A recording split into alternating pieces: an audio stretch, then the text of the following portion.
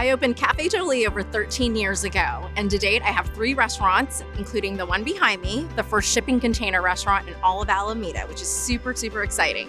I've been doing business in Alameda for over 20 years, and it's been amazing. The community support, the city support, and it's just been an amazing ride. But none of this would have been possible without the partnership with the developers to make something so unique.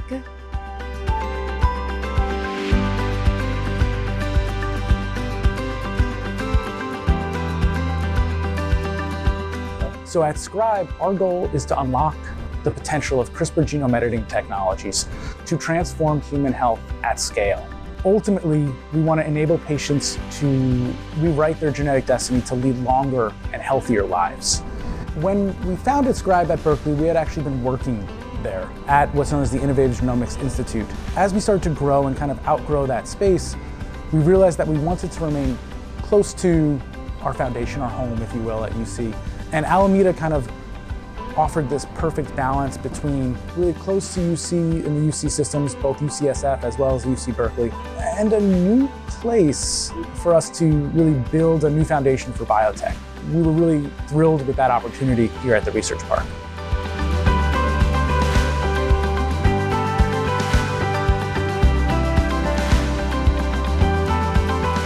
Humble C started about 7 years ago in Santa Cruz. At this point, we've got 4 different locations, Santa Cruz, Pacifica, Felton, and we're super excited to be a part of the Alameda community.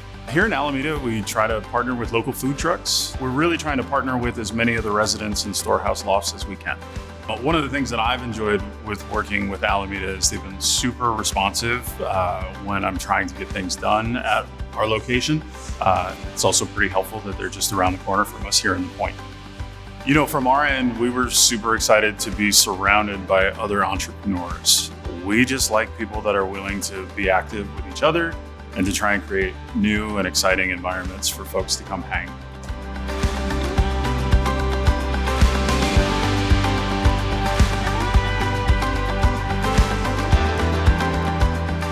Our mission at Navier is to build the next generation zero-emission marine vessels that are not just a little bit better, but a step function better than what you have out there today. They are drastically lower in operational cost, which means that they will fundamentally change how people and goods move on the water, unlocking a whole new kind of scalable transportation network that was never possible before. Alameda is a hidden gem in the Bay Area, and I love the community. It's great. But building Navier here at Alameda Point is truly special. This used to be the Naval Air Station, and what could be a better place to build a flying boat with the echoes of history and with the aircraft carrier right next door and testing water right in our own backyard. This is definitely the best place to have our headquarters in the Bay Area, and we love it.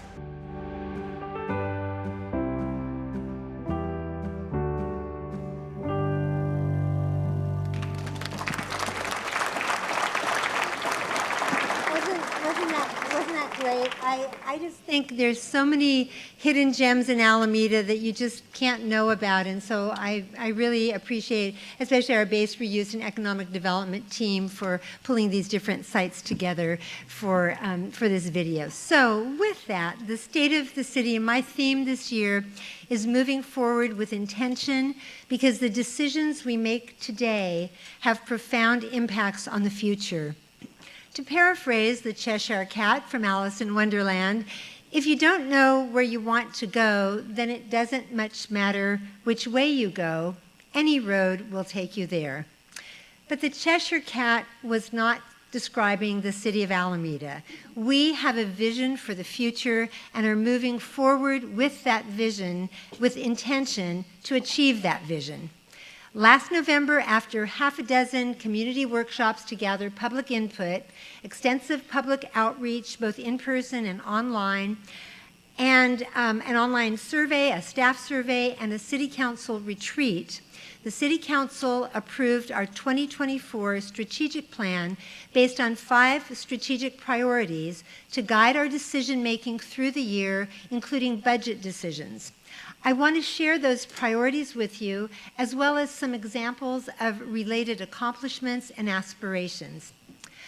So enhancing community safety and services, and I'm looking right at the public safety table, enhancing community safety and services was identified as a strategic priority because we must keep our residents, our visitors, and our businesses safe. To that end, the City Council approved the Alameda Police Department's use of salary savings from unfilled vacancies to offer $75,000 hiring incentive bonuses for lateral hires, academy graduates, and entry-level police officers. The results are impressive. To date, 14 officers have been hired. More than 70% are women or people of color, and they speak a variety of second and sometimes third languages. Police Chief Nishant Joshi reports that APD's patrol unit will be fully staffed by this summer, and the entire department, I did say the entire Alameda Police Department, will be fully staffed by early 2025. We're not allowing any retirements from this day on. No, he knows all the numbers. Additionally, license plate readers contributed to the identification and arrest of individuals part of an organized crime enterprise who were stealing catalytic converters, and those thefts have now declined significantly. However, Chief Joshi also notes that other types of crime, particularly auto theft, are on the rise. But make no mistake, APD is focused on addressing those crimes, and it's just a matter of time until we will be cutting those numbers down as well. I like to say that I want the reputation to get out there that this is not the place to come and commit a crime, so just don't come here. Come to shop. In response to concerns from local businesses, APD established a beat for our commercial districts, which have since seen a decrease in crime. And then the Prosecution and Public Rights Unit of the Alameda City Attorney's Office also helps enhance community safety by coordinating with the Alameda Police Department and state and regional law enforcement agencies. This unit was an innovation of our city attorney who's here this evening, Eben Shan. Wave your hand. Eben Shan, it is the only one of its kind in Northern California. It was established by a 2020 ballot measure approved by 75% of the electorate to prosecute criminal offenses that occur in the city of Alameda, but that the Alameda County District Attorney's Office lacks the resources to pursue. So in 2023, the prosecution unit reviewed over 700 criminal cases, including sexual battery, domestic elder and child abuse, DUI, assault and battery, gun and weapons charges, grand theft, commercial burglary, and vandalism. And the prosecution of these cases provides critical protection for our community. The City Council also recognizes the need for all residents to have housing security, as reflected by our strategic priority to house all Alamedans and end homelessness. There is a significant shortage of supportive housing for unsheltered individuals and families throughout the Bay Area. There is also a need for more mental health clinicians to work with unhoused people with behavioral health and substance abuse issues. In Alameda, we're helping address these needs through Dignity Village, a supportive transitional housing complex that provides case management and housing navigation services. Additionally, homeless services provider Village of Love provides and manages emergency supportive housing and safe parking.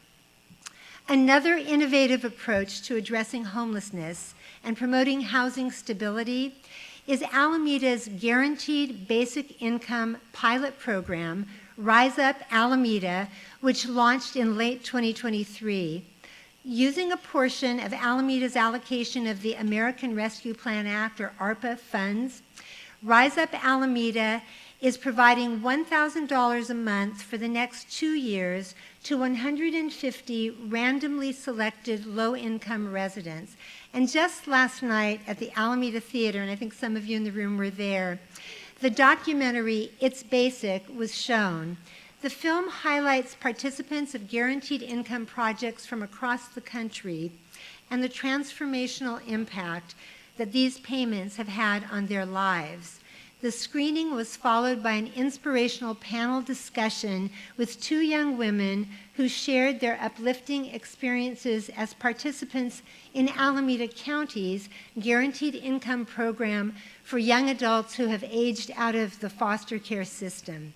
And I want to just take a moment here, I'm going off script, so to say, and some of you know, I'm a former probation officer. It was my first job out of college, and in a small rural Northern California county, Plumas County. We were so small that there were 4 probation officers, including the chief, so we just divided the county in quadrants, and we each had our quadrant. But I was the only woman probation officer, so my colleagues from time to time would say, Marilyn, we need you here, we need you there. So I traveled the whole county. It's beautiful. But what I learned, I had juveniles, adults, misdemeanors, felonies, everything that was in my territory, is that some children, well, all children don't get to choose the home they're born into, the family they're born into. And some kids literally raise themselves. Some hit the lottery with the parents, you in the room, but others don't. And these 2 young women, it was incredible to hear their stories. And one of the questions I asked, because I moderated the panel, is, was there anything in the film that resonated with you? And the one, her name is Majesty, and she said, everything resonated with me. I was homeless as a young person. My mom and my older brother and I, we had to keep fleeing a domestic violence situation. And so I tell these stories because you never know. When you see someone on the streets who's in shelters, there's sometimes a judgment that goes along with it. You never know. But what is so inspiring is to see this program and this young woman.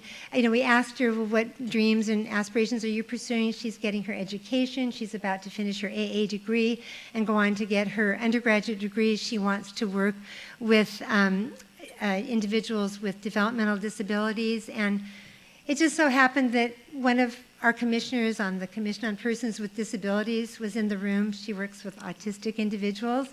And afterwards, she connected with her and said, I can get you a job. So anyway, you can learn more about these programs. And the other thing that both of the young women said, and so did the people in several of the people in the film, is that when they first got the call that, oh, you've qualified for this program, $1,000 a month, no strings attached, they thought it was a scam. And it was just like too good to be true. But they are doing amazing transformational things. So you can learn more about guaranteed income programs at guaranteedincomeworks.org. And last month, we held a groundbreaking for the Alameda Wellness Campus on McKay Avenue, which includes a 50-bed medical respite center projected to annually serve 400 medically fragile local residents who are discharged from area hospitals, but because they are unhoused, have no safe place to recuperate and heal. You and I, if we had to have a medical procedure, some surgery, you go home and just rest up for a little while. These folks don't have a home to go to. So this will provide that place. And the Wellness Campus will also include a primary care clinic providing integrated medical and behavioral health care for unsheltered individuals, and a homeless prevention and housing placement resource center, also known as a navigation center, to assist City of Alameda residents who are experiencing housing insecurity or who have recently become unsheltered, because we know that the most effective, efficient, and economical way to address homelessness is to keep people from becoming unhoused in the first place. And I say this just about every time I talk about homelessness. We are the state of California. We are the 4th largest economy in the world. There is no excuse, there is no reason, no rational reason that people are sleeping unsheltered under freeway overpasses in bushes. So we all need to step up and do our part. And in Alameda we are. Thank you.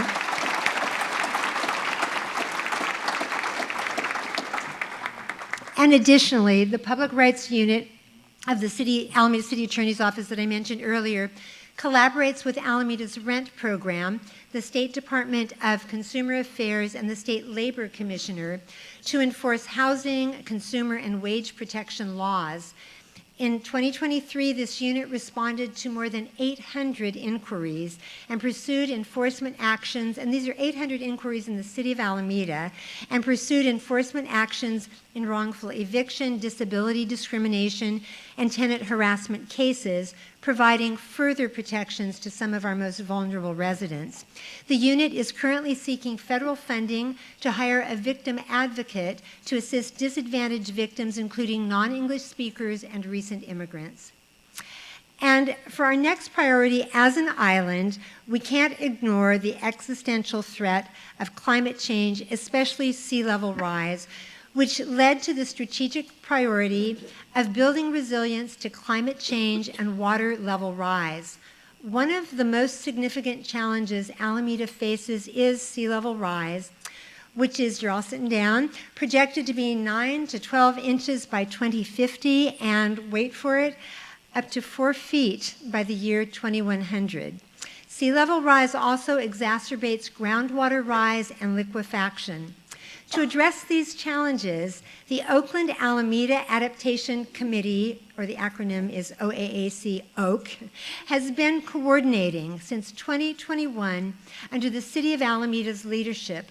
OAK includes more than 100 representatives from local, regional, state, and federal agencies, including the Port of Oakland right here, as well as community-based organizations and tribes.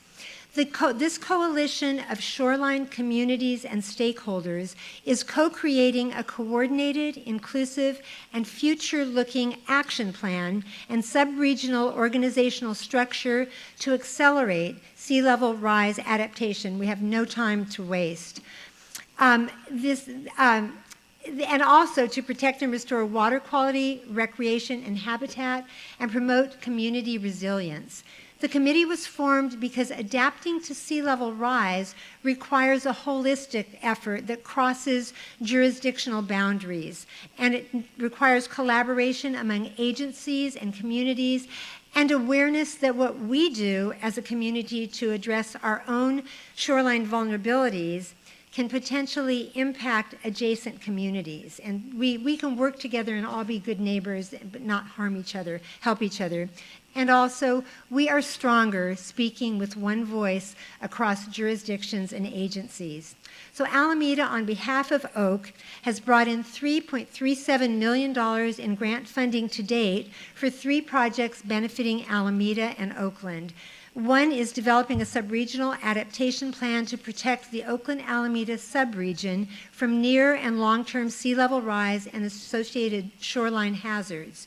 The Oakland-Alameda Estuary Adaptation Project will develop a design concept that protects the downtown Oakland and Jack London Square area and Alameda's northern shoreline near the Posey and Webster Tubes from sea level rise and flooding. And then finally, the Bay Farm Island Adaptation Project develops a long-term adaptation plan for all of Bay Farm Island, including designs to address shoreline overtopping at Veterans Court and the lagoon outfall.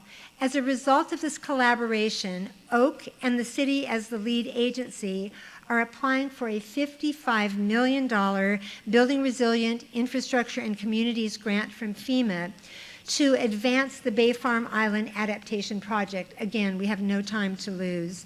A major benefit of this project is the removal of the lagoon area of Bay Farm Island. Any Bay Farm Island residents out here? I know, I see you. But to remove that area from FEMA's 100-year floodplain, potentially alleviating lagoon area property owners from flood insurance requirements, and that's huge.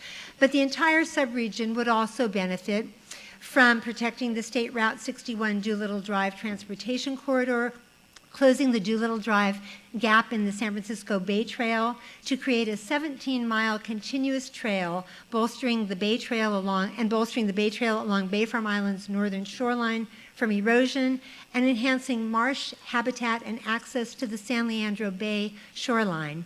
Oak is seen as a regional model for adaptation planning, and other agencies will be following our example as they develop their own sea level rise adaptation plans, which are now required by state law. But Alameda did not wait to be required by state law. We stepped up, we started this initiative, and we invited our neighbors to join, and we did. So as you can see, they did. As you can see, we are stronger together and moving forward with intention.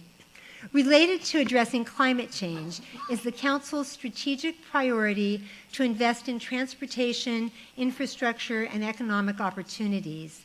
Alameda is investing in transportation infrastructure to help people mode shift from single occupancy, fossil fuel powered vehicles to walking, biking, and using public transit. This includes a free estuary water shuttle pilot program. That was that yellow boat you saw in the video, not the one that flies over the water, it's the yellow one, it stays on the water. And also adding vital bicycle infrastructure on some of our busiest streets, Central Avenue and Encinal Avenue and Grand Street, and plans for a bicycle pedestrian bridge across the estuary on the west end of Alameda. And I'm going to give a shout out to Port Director Danny Wan, who in his State of the Port today highlighted or called out that project. So thank you. It is a collaborative effort among many agencies, and we're happy to partner with the Port.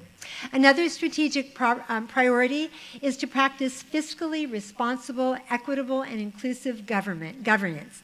Under the capable leadership of Finance Director Margaret O'Brien and her team, the city has achieved a AAA credit rating, and that's big. Yep, that's an applause line. As well as numerous awards for budget presentations, financial reporting, accurate analysis, and enhanced transparency.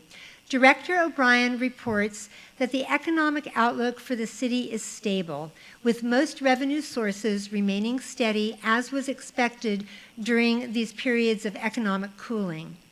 And due to 5 years of phenomenal growth, the city has been able to not only maintain 25% reserves, but it also has an additional $32 million in residual fund balance to help smooth out any unexpected economic needs. And I have to say, as a member of the Board of Directors of the League of California Cities, not all cities in California, in fact, Margaret, wouldn't you say not most cities could make those claims? She's nodding. And so we should be very grateful for this steady financial stewardship that we have in our finance director. We could not achieve any of this ambitious work plan without our incredible City of Alameda staff. Could I ask you all in the House to stand up? Everybody, I introduced department heads, all the staff. I'm looking at you, public safety. I'm looking at you, all of you. This is our amazing Team Alameda.